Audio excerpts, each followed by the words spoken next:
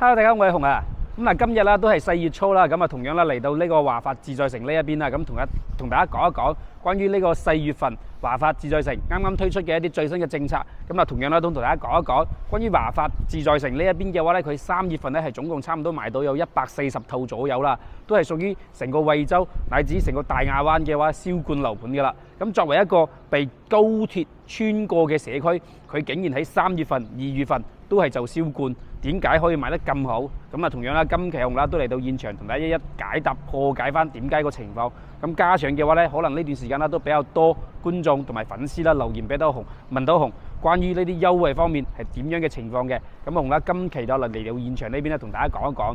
OK， 咁關於華發自在城啦，都有係比較多我哋同行中介咧會同大家拍片同埋記錄翻嘅。所以咧，關於呢個樓盤好多細節方面嘅嘢咧，可能好多觀眾啦都係比較清晰嘅。咁當然啦，呢個樓盤啦有缺點有優點啦，每個樓盤都係有嘅。所以嘅話咧，買樓一定要係睇翻自己去買嘅。OK， 未話邊個中介或者邊個同行啦，同大家講到呢個樓盤好就一定要買。咁同樣啦，紅啦都係嚟到售樓部裏面啊，樓盤裏面咧同大家睇一睇。咁講緊嘅成個華發自在城呢個樓盤嘅話咧，不論佢嘅交通地理位置又好啦，樓盤嘅規模品質都好啦，都 OK 嘅，屬於一個適中嘅一個位置啦。因為講緊從自在城呢一邊去呢個地鐵站、高鐵站，都係講緊15分鐘到20分鐘左右都可以去到嘅。然之後佢去周邊嘅啲大型商圈嚇，萬達又好啦，呢個翡翠新一田廣場啦、天虹啦，都係比較近嘅。講緊都係10分鐘左緊都可以去到。所以點解咁多呢個業主會揀呢個樓盤？咁仲有一個點就係上一次同大家講到嘅，好多大陸嘅客戶買呢個盤就係因為呢個學校已經開學啦，自在城自己嘅一個9年嘅一個公立學校。OK， 所以嘅話咧，點解都有咁多大陸嘅業主啦買翻呢一邊？然之後嘅話咧，總體嚟睇下呢段時間2月份又好3月份都好，買呢邊嘅業主都係90%左右啦，係大陸客戶。然之後差唔多有10%左右咧係我哋香港業主嘅。OK， 所以呢一部分可以同大家講一講。所以唔係話呢邊嘅樓盤咧，多數都係我哋香港業主買得多。只不過咧，而家嚟講咧，大家從香港過一關搭地鐵，然之後嚟到林森呢一個位置，再轉巴士或者打的翻到屋企咧，翻到自在城咧都係比較方便嘅。所以點解都會有咁多業主會揀？然之後嚟到前面大家鏡頭見到嘅呢個位置咧，就係3期。咁3期咧，而家由呢個華發接手打造之後咧，國企啊嘛，所以佢嘅品質啊、裝修標準啊，包括成個園林嘅一個配置啊，都係升級咗嘅。所以點解咁多業主而家會揀3期啊？因為阿紅個人覺得一直以嚟都係同大家推3期嘅。咁之前都係賣56棟，咁而家賣晒啦。56棟咧，而家咧03同埋04咧向馬路呢一邊咧，可能做一啲尾貨。但係嘅話咧，03、04呢一邊向西南嘅。然之後馬路嘅話咧，可能咧都會有啲車流嘅嘈雜聲音啦，就睇翻大家嘅接受程度。不過有嗰句講嗰句咯，華發嘅呢個用料都 OK 嘅，佢嘅玻璃咧都係3層嘅呢個隔音玻璃，所以佢嘅隔音效果都做得 OK 嘅。只不過話你話向住個馬路，如果唔封窗嘅情況下咧，可能阿紅講緊嘅一定係會有多少少嘅呢個嘈雜聲音。咁包括啦離馬路近嘅話，可能嗰個灰塵啊都會大少少咯。呢個就睇翻大家嘅接受呢個能力同埋一個接受嘅度嘅，因為本身呢個社區佢優點有缺點都會有嘅。咁同樣啦嚟到呢一邊，可能大家會更加清晰。好多主播同埋中介會同大家講到嘅，包括紅都講到，佢前面啦呢條高鐵穿過嘅穿過1期、2期、3期都會有穿過。但係嘅話咧，你話會唔會有嘈雜好嘈咧？會嘈到頂唔住咧？咁紅個人覺得咧就唔會嘅。但係你話會唔會做到冇任何聲音咧？咁都唔一定保證到。咁睇翻嘅個人覺得，因為阿紅咧本身都係前幾期啦，有去過樓盤實地裏面同大家考察過，同埋去檢測過呢個噪音。其實正常咧，我哋一般正常嘅態度嚟講，正常嘅一個觀感嚟講咧，其實呢個噪音其實可以接受嘅。咁包括啦，大家最好有時間，如果係都係話想約個時間嚟到現場考察翻嘅，咁樣就最好啦。OK， 咁同樣咧講緊而家目前自在城主賣嘅3期呢邊嘅話咧，54、55同埋56呢3棟然之後前一段時間咧，上個月月底嗰陣時咧，就加推咗呢一個64棟，然之後64棟咧而家又褪翻咗出嚟唔賣啦，即係發展商咧又收埋咗。嗰度咧64棟咧係有一個大積嘅130嗰個戶型，嗰個咧而家目前咧都淨係10幾套嘅尾貨，但係發展商而家暫時係暫停銷售所以咧而家64棟整體嚟講咧係唔賣嘅。咁可能大家想要賣嘅話，可能可以認個籌或者交個誠意金咯。但係咧有嗰句講嗰句64棟嘅價格會比55、54同埋56呢3棟咧會貴少少嘅。OK， 然之後而家目前4月份啦，佢3月份都已經賣咗140套左右啦，所以目前而家剩低嘅54、55、56呢3棟嘅一個貨量，同大家講一講。而家目前嘅話咧，剩低嘅貨量咧就係87同埋105嘅係比較多貨嘅，其中87係最多貨嘅。然之後87嘅話咧，向西南嘅話，幾乎都係全部睇翻呢一條東華大道或者叫龍沙5樓啦。OK， 都係西南嘅朝向。咁其實從屋苑到呢個馬路咧，係有一條呢個步行街咁樣嘅樓下，所以咧你話嘈雜聲音會唔會好大咧？阿雄個人覺得大家最好就有時間嚟到現場考察翻啦，因為接受嘅程度係睇翻個人嘅。然之後向西南嘅價格同埋向東南或者向正南嘅價格咧，個價格係爭到好多㗎。而家目前整體嚟講咧，成個樓盤呢3棟樓54棟最前面嗰棟咧應該最平嘅嚇。OK， 咁54棟咧佢係離高鐵最近嘅，所以咧雄咧都唔建議大家買嗰棟，反而前面嘅呢個55棟嘅話咧反而好少少啦。OK， 因為55棟咧佢係挨住個泳池同埋挨住個大門口呢個位置嘅。咁發個第二個鏡俾大家睇下。咁然之後嘅話咧，55、54、56呢3棟都好啦，講緊都係今年交樓嘅，所以作為國企嘅呢一個準現樓嚟講，我覺得買呢邊嘅話咧，大家都有一個保障咯，唔使話擔心佢會爛尾會停工。OK， 因為國企啦，佢本身嘅資金華發咧都係有嘅，都唔會話有啲資金好大嘅風險，兼且呢個樓盤一直以嚟佢嘅施工進度都係比較快嘅，日夜咁樣施工㗎啦。OK， 今日同樣啦，87又好，105都好，而家目前嘅貨量講緊嘅87比較多，然之後105嘅話咧，我主要講緊嘅就係前面呢個位置。OK， 55棟嘅呢一個向東南睇泳池嘅，咁目前呢一個位置嘅話，仲有少少嘅貨量啦，唔係好多，可能講緊20零套係有嘅，佢就向翻東面㗎啦，正東嘅朝向。OK， 咁呢一個朝向嘅話咧，其實咧離呢個高鐵嘅嘈雜聲咧會更加遠啦。反而大家從呢一邊睇翻嘅向正南或者係話東南嘅呢一個位置啦，佢咧可能咧就會望翻高鐵呢一邊，同埋望翻前面嘅64啦、65棟啦呢2棟樓嘅。咁睇翻個人嘅需求，佢不論係向西南、正南或者向東都好，其實個價格咧都係爭唔到幾多。目前整體嚟講你9500蚊左右咧都可以揀到一個唔錯嘅樓層嘅。OK， 咁同樣啦，介紹完成個樓盤之後，同樣轉個鏡同大家講下先。而家目前成個自在城從4月份而家開始啦，佢有低首期政策嘅，首期嘅話咧大概就係3萬幾蚊到4萬幾蚊，就睇翻大家想要買邊個戶型。87嘅呢一個戶型嘅話咧，最低首期咧3萬6左右啦就可以上車，然之後嘅話咧105嘅嗰個戶型嘅話，大概就係4萬5左右就可以上車嘅。剩餘嘅話咧，全部就係供翻銀行噶啦，就睇翻大家嘅需求。OK， 咁仲有一個點就講緊嘅，因為自在城咧之前佢嘅一個贈送嘅政策比較亂嘅，即係講緊贈送嘅家私啦，同埋贈送個物業費啦，都係比較亂嘅。又話需要1.5成首期啦，又話要3成首期啦，等等之類先至可以送。但係而家嘅話咧，4月份開始有2樓到5樓，然之後29樓到33樓嘅呢幾個樓層，頭先同講到嘅呢幾個樓層2樓到5樓，然之後29樓到頂樓33樓呢啲樓層都可以正常送家私，即係大家3萬蚊嘅首期又好，4萬蚊嘅首期都好，或者係1.5成嘅首期都好，都可以送家私嘅16件或者係20件家私，即係睇翻大家嘅買嘅面積。然之後如果係買87平方米嘅話咧，係送16件家私嘅。然之後買呢個105平方米嘅話係送20件家私嘅。OK， 然之後另外嘅贈送物業費嗰個係1.5成嘅話咧，就贈送1年嘅物業費。然之後3成首期咧就係贈送2年嘅物業費嘅。咁上個月咧佢呢個物業費同埋呢個家私係唔疊加一齊嘅，即係只可以2揀1。然之後嚟到今個月4月份咧，佢可以疊加嘅，即係如果大家俾嘅係1.5成首期，就可以送1年嘅物業費加埋送家私嘅啦。OK， 然之後係如果俾3成首期嘅話咧，就可以送2年嘅物業費再送家私。然之後大家係低首期嘅話咧，就齋送家私啦。但係嘅送家私嘅話咧，就阿雄頭先講到嘅嗰個樓層5樓到2樓，然之後29樓到33樓嘅。OK， 咁同樣啦，轉個鏡帶大家睇下送嘅家私嘅品質係點樣嘅。因為講緊自在城嘅話咧，送嘅呢個家私啦，屬於我哋惠州嘅一個比較細嘅品牌，唔算係大嘅。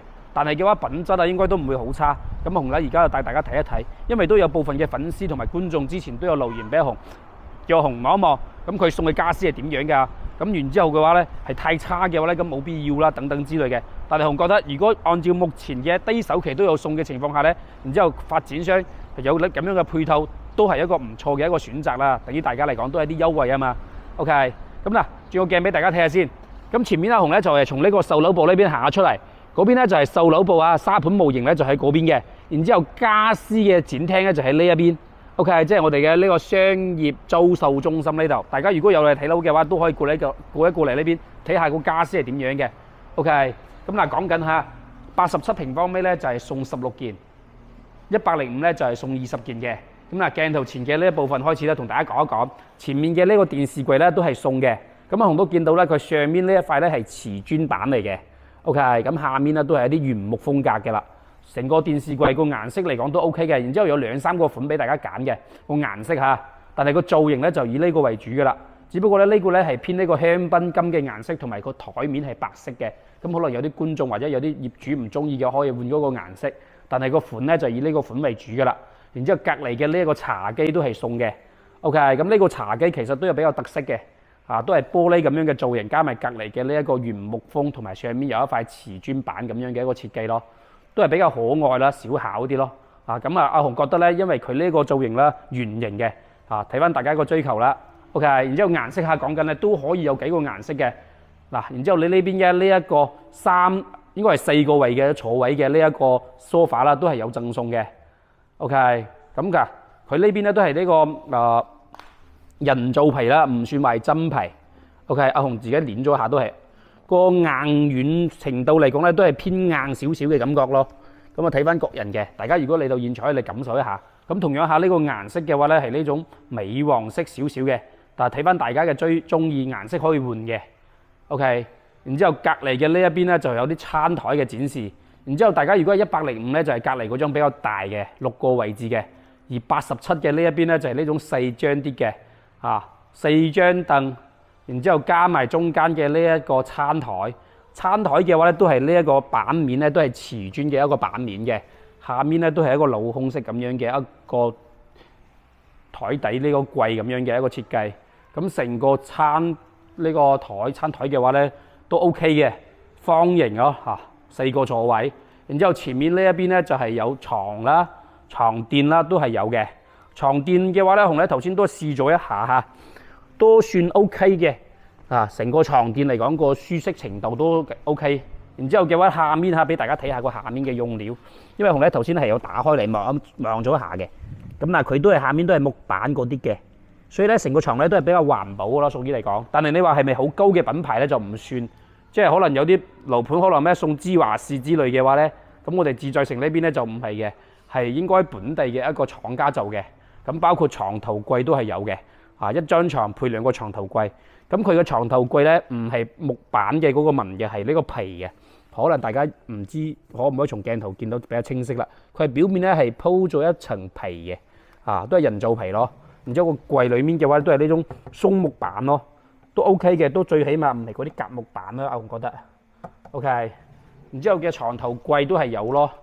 87嘅話咧就係送2張床、2個床墊、4個床頭櫃 ，OK。然之後包括頭先嘅1個 sofa、1個茶几、1個電視櫃。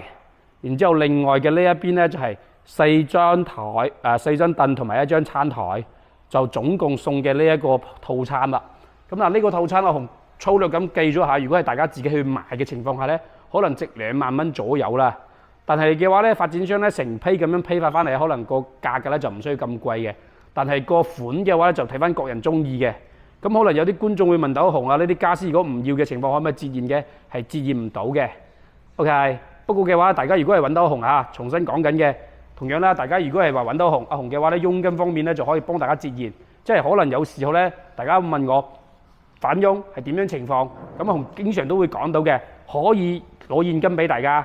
可以喺樓價嗰邊減嘅話咧，都可以幫大家去申請佣金嘅話咧，返佣嘅話喺樓價上面減，咁睇翻個人嘅。不過咧，阿紅咧就唔會同大家包裝可能話有留啲折扣然之後話講係自己返佣就唔會嘅。OK， 咁目前嚟講嘅話咧，自在城佢呢個套餐家私嘅話咧，呢16件又好20件都好啦，阿紅覺得咧其實都可以嘅，但係你話要好高端咧就唔係。但係仲有同樣個點佢衣櫃鞋櫃嗰啲係冇嘅。呢啲可能大家買咗翻去可以就要自己去訂製啦。咁同樣都可以揾到紅啦。咁等陣紅就會帶大家同樣上到我哋樣板間上面，再睇翻一下87同埋105嘅間局同埋裝修標準係點樣嘅啦。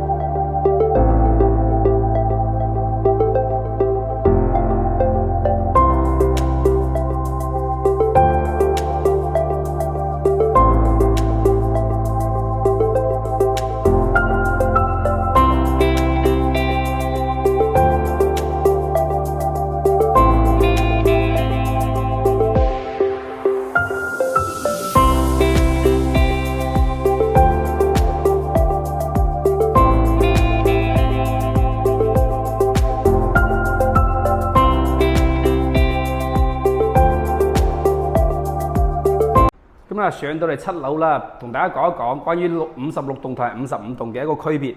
佢前面嘅呢一個防火梯出去咧係有2戶87嘅，就係望翻外面嘅呢個主幹道啦。頭先喺沙盤模型同大家講到嘅外面嘅呢條東華大道咯。然之後對面嘅呢一邊咧就係102嘅嗰個戶型。目前嘅話102咧就冇貨㗎啦，所以咧今日咧就唔帶大家展示啦。橫廳嘅呢個，然之後同樣啦2部 lift 嚇，咁正前面嘅就係2戶，一戶就87同埋一戶105嘅呢2個戶型。然之後先從呢個4積單位俾大家睇下啦，87平方米3房，佢有個房間咧就喺呢個位置出去嘅呢一個位置，因為佢呢一個咧係屬於全贈送嘅則，所以咧係後面加建嘅，喺個戶型圖上面咧係冇展示到嘅。OK， 到時嘅房間門咧就喺呢個位置，廚房隔離嘅呢個位置出去。然之後成個後面嘅話就另外嘅主人房同埋另外一個陽台房。然之後仲有一個點就係自在城嘅陽台房咧係會幫大家改造好嘅，地板鋪好啦，封窗封好啦，成個自在城。OK， 咁啊同樣啦，入到內籠嘅話，大家鏡頭見到嘅呢個膠標嚇，指紋密碼鎖嘅大門都有嘅。然之後灰色咁樣嘅瓷磚通鋪啦，87嚟講呢個廳都係比較大嘅啦。上面咧都係做咗一個嵌入式咁樣嘅吊頂嘅 ，OK， 內嵌式咁樣個燈帶都開咗㗎啦。然之後同樣嘅廚房所有都係膠標㗎啦。2期嘅廚房膠標咧係比較醜嘅，然之後3期呢邊咧就靚仔好多啦。包括顏色嘅搭配啦、品質啦都會高好多咯。然之後上面咧都係扣嗰種鋁合金板㗎啦。OK， 呢個位置咧都係預留咗一個雙開嘅冰箱位俾大家嘅。成個廚房嘅話都 OK 啦，都唔會話好細，87平方米。然之後前面嘅呢個位置就係後期咧有個門從呢度出嘅，咁呢個門出去咧就有一個好大嘅房間啦，就改造好嘅。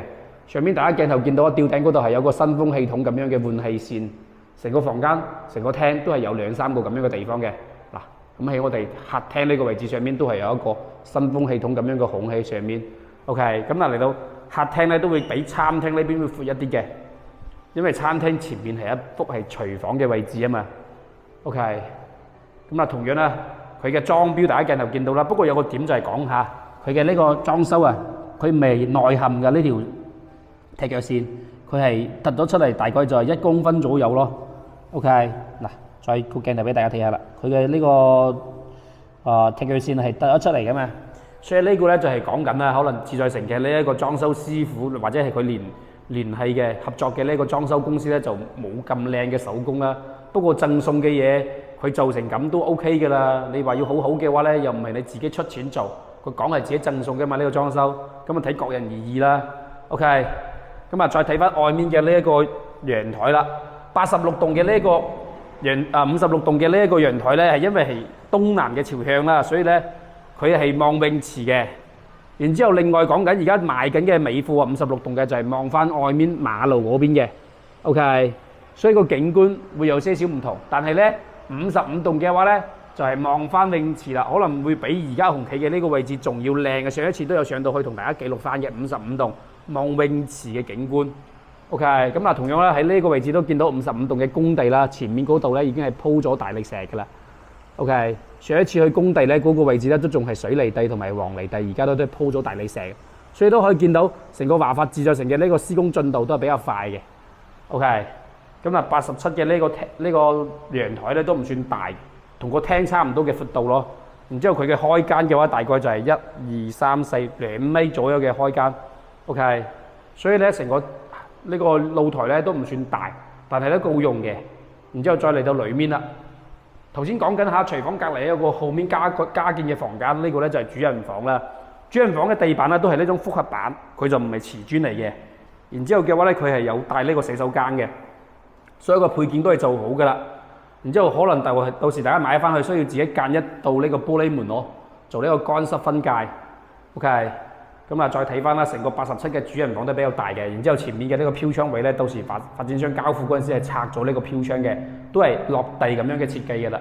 OK， 成個主人房對比其他嘅80幾就3房嚟講，我覺得華發自在城嘅呢個主人房係好大嘅。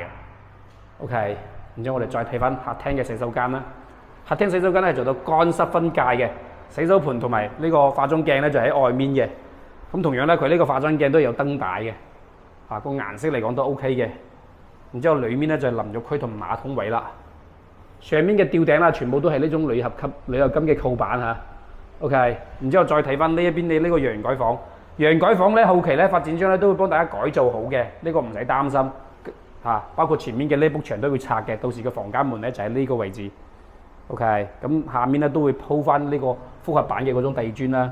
然之後前面嘅呢個180度嘅呢一個窗戶都會幫大家去封窗嘅。OK， 咁成個陽改房嘅積都唔會好細嘅，都好大。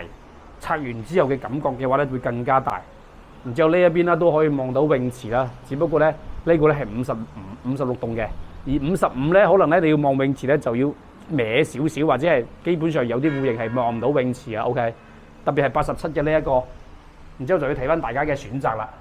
咁啊同樣啦，目前呢個87嚟講咧，佢嘅價格嚇普遍都喺到9500左右，係可以揀到好樓層嘅，可以講咁啊。然之後第二點嘅話咧，佢嘅首期咧3萬幾蚊就 OK 啦，4月份開始。咁同樣啦，送家私就頭先我哋展示到嘅嗰啲，然之後再轉到隔離嘅呢一戶105嘅105同埋隔離嘅87咧係差唔多一樣嘅戶型嘅。咁然之後105嘅話咧，可能咧各個位置會大一啲咯，都係直廳，然之後就有4個房間咯，87就係3房。OK， 同樣啦都係通鋪咁樣嘅效果，入門咧就係呢個廚房，咁嗱個廳咧就會大好多啦。特別係呢個餐廳咧，會感受到會比頭先87咧會闊好多，上面都係咁樣內嵌式嘅吊頂啦。咁同樣啦，廚房隔離嘅呢一埲牆就後期咧就會開個門啦，出到外面就係後面加建嘅嗰個房間啦。OK， 咁同樣啦，所有嘅配件都係做好晒㗎啦，到時候所有嘅都係以發展商而家鏡頭見到嘅呢一個膠標為準嚇。雪櫃啊、消毒櫃啊嗰啲就要需要自己買㗎啦。咁我哋再睇翻105嘅呢一個景觀視野，然之後叫咧講緊嚇55棟嘅話咧就係直望泳池向東，咁呢一戶咧就係向南，同樣啦佢都係望到泳池嘅。OK， 就係前面嘅呢個位置個露台咧就係嗰個位置。OK， 然之後嘅話咧係直接望到泳池啦，早晨有日頭咯。不過有啲觀眾可能都會介意，可能有時又想瞓下晏覺嘅話，早晨個日頭咧曬過嚟咧，可能會比較光啦。咁可能大家嗰陣時做窗簾咧，就要做到嗰種全遮光㗎啦。遮落去咧就基本上一啲光都唔會透嘅，可以一覺瞓到大中午都冇問題。嚟到裡面嘅話就係一個客房啦。咁同樣下呢個房間嘅話，到時有個飄窗咧都會拆嘅，就冇嗰個飄窗位嘅。咁呢個客房都比較大啦，非常之大嘅一個客房。然之後再嚟到裡面嘅話咧，就我哋客廳嘅洗手間啦。客廳洗手間咧，同樣都係3分離咁樣嘅設計，需要大家後期咧就封個玻璃門啦。OK， 所有嘅配件都係有嘅。然之後隔離嘅呢一個陽改房咧，就後面會幫大家係改建嘅，中間嘅呢埲牆咧會幫大家拆，然之後地板咧都會鋪翻好呢個仿木地磚。然之後隔離嘅呢一個門咧就係到時房間門就係呢個位置啦。OK， 再睇翻啦。咁如果係而家87嘅嗰個露台咧，就呢個景觀啦，就同呢個一模一樣，就係睇翻我哋外面嘅呢個龍山5路，又或者叫東華大道啦。OK， 成個路嘅話，而家鋪咗瀝青咧，反而個噪音咧冇之前嘅水泥咁高。而家鋪咗瀝青之後，成條路都新咗好多，安靜好多啦。我覺得而家車嚟車往嘅話咧，都唔會話好大嘅噪音。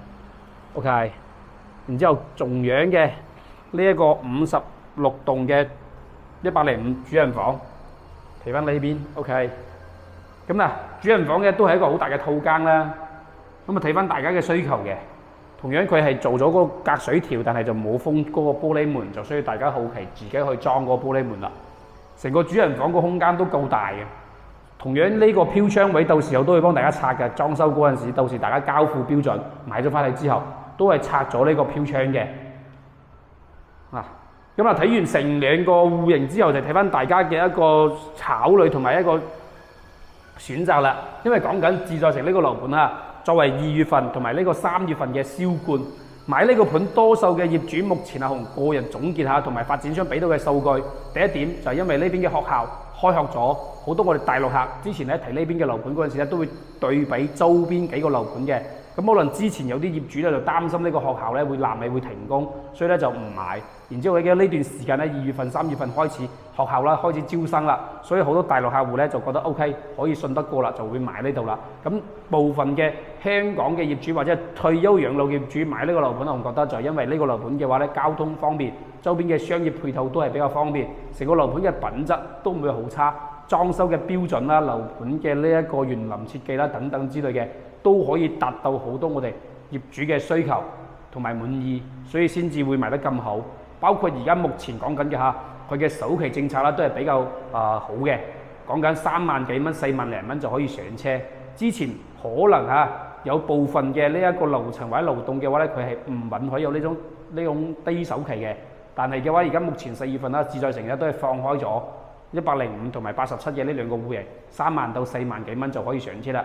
然之後重新講到頭先阿紅開始同大家講到嘅，佢而家贈送嘅啲家私同埋物業費咧都可以申請嘅，只不過咧贈送家私咧就限制於2樓到5樓同埋29樓到33樓嚇。然之後呢個送物業費嘅話咧就限制於1年嘅物業費同埋2年嘅物業費啦。